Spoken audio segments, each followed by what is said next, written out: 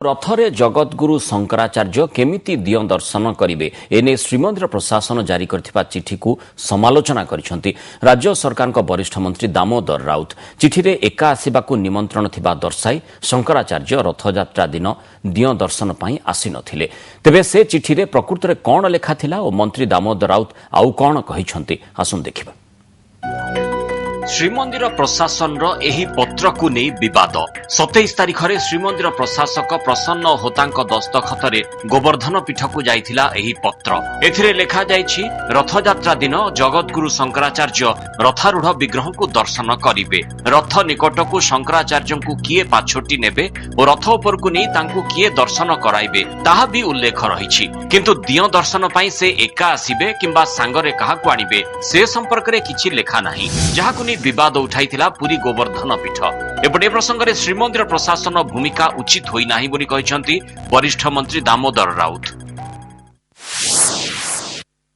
जगतगुरु शंकराचार्य एवं प्रथम सेवक चलंती प्रतिमा जगन्नाथ गजपति महाराज जो कथा को कही मान्यवर हाईकोर्ट से कथा को स्वीकार कले कौन जना पड़ा जे सेठिकी भक्त मैंने कहीं जीवे नहीं, केवल शंकराचार्य जीवे। जगतगुरु शंकराचार्य सी जाकर दर्शन करेंगे, दंडस्पर्श देवे एवं गजपति महाराज जाकर छेरा पहरा करेंगे।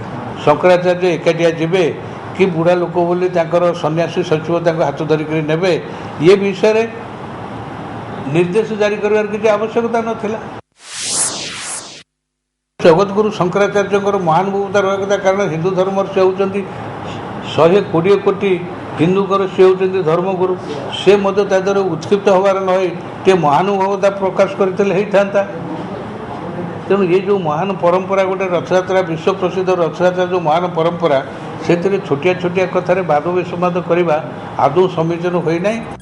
तेबे दामोदर एही मत उपरे श्रीमंदिर प्रशासन कौनसी प्रतिक्रिया देनी। आईन मंत्री मध्य ए प्रसंग में किछि कहि नाहंती। एपटे दैतापति निजोग कहिछि शंकराचार्य न आसीबा सेमानंकु भी दुख देछि।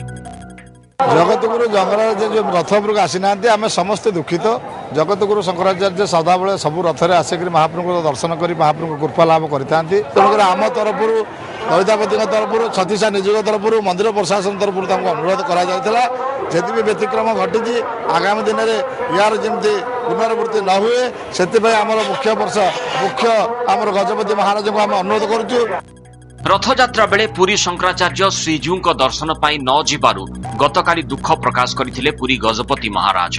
से शंकराचार्य को समर्थन करने सह श्रीमंदिर प्रशासन को समालोचना करथिले। पुरीरु मधुसूदन मिश्रଙ୍କ सह भुवनेश्वर शांतिभूषण मिश्रଙ୍କ रिपोर्ट ओटीवी।